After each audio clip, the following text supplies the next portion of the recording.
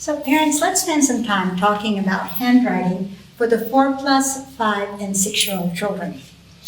One important thing to remember is that the brain is engaged in handwriting. The structure of the brain determines whether you are left or right-handed.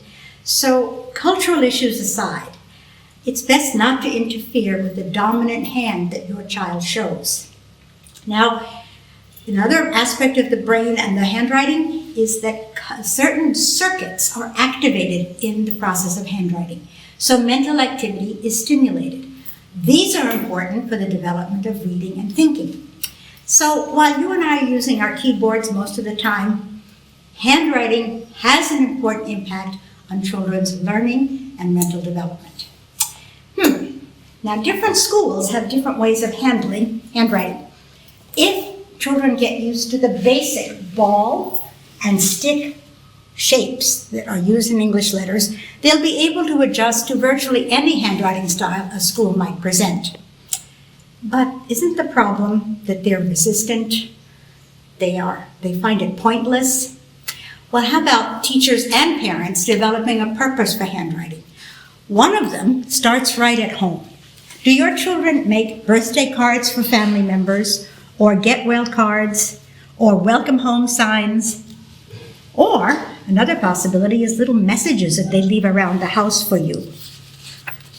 One child wrote his name and then found all the small words that can be made from the letters in his name. Now, if your child's name is very short, give him somebody else's name to practice with. Most teachers start handwriting instruction with standing lines, slanting lines, and sleeping lines. When your children would be doing a practice at home, 3 of each of those in a day is more than enough, and followed by a fun activity. They can use those lines to draw robots, spaceships, whatever those laser beam things are that everybody plays with nowadays.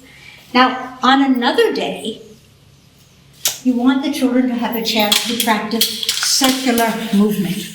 So just random circular movement is a good way to start. Then, you want to show them how to make that ball. So please give them a guide at the top and let them go around and back up. They need again to only do 3. And then use those shapes to make whatever, snowman, balloons, a clown, whatever is of interest. And they can add the standing lines and sleeping lines from the other day. One task I do have to give you is to try to make some handwriting paper appropriate to the young child. I have highlighted the lines with the dotted bit in between. So when they start writing letters, they'll have the guide for the halfway mark.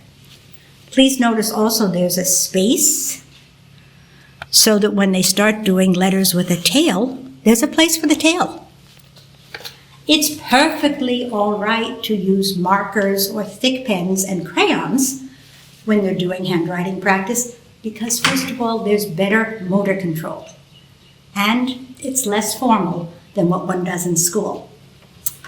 Haven't we all noticed that we tend to gravitate to doing things that we enjoy?